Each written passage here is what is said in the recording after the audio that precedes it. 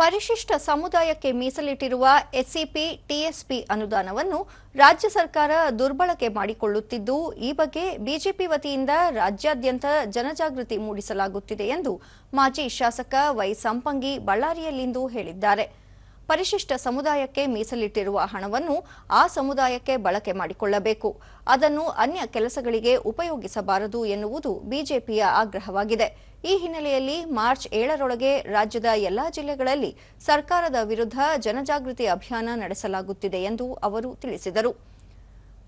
SCP TSP ಅನುದಾನ ದುರ್ಬಳಕೆ ತಡೆಯುವ ಜೊತೆಗೆ ಹೊಸದಾಗಿ ಸೃಷ್ಟಿಸಿರುವ 7ಸಿ ರದ್ದು ಮಾಡಬೇಕು ಎಂದು ಆಗ್ರಹಿಸಿ ಇದೇ 28ರಂದು ಪ್ರತಿಭಟನೆ ನಡೆಸಲಾಗುವುದು.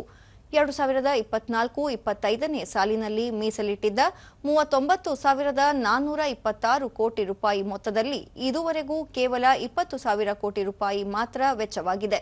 ಪ್ರಸಕ್ತ ಹಣಕಾಸು ವರ್ಷ ಪೂರ್ಣಗೊಳ್ಳಲು ಇನ್ನು 1 ತಿಂಗಳು ಮಾತ್ರ ಬಾಕಿ ಉಳಿದಿದೆ ಎಂದರು. ಪರಿಶಿಷ್ಟ ಸಮುದಾಯಕ್ಕೆ ಮೀಸಲಿಟ್ಟ ಅನುದಾನವನ್ನು ಪಂಚಖಾತರಿ ಯೋಜನೆಗಳಿಗೆ ರಾಜ್ಯ ಸರ್ಕಾರ ಬಳಸಿಕೊಳ್ಳುತ್ತಿದೆ. ಇದು ನಿಲ್ಲಬೇಕು.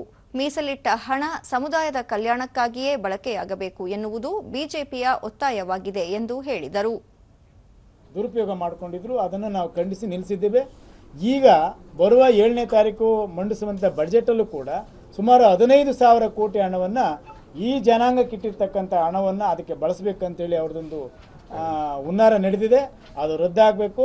ಈ ಜನಾಂಗಕ್ಕೆ ಇಟ್ಟಿರ್ತಕ್ಕಂಥ ಹಣ ಅವ್ರಿಗೆ ಅಭಿವೃದ್ಧಿ ಆಗಬೇಕು, ಅವ್ರಿಗೆ ಯೋಗಕ್ಷೇಮಕ್ಕೆ ಇಡಬೇಕು ಅಂತೇಳಿ ನಮ್ಮೆಲ್ಲರ ಆಗ್ರಹ ಇದೆ.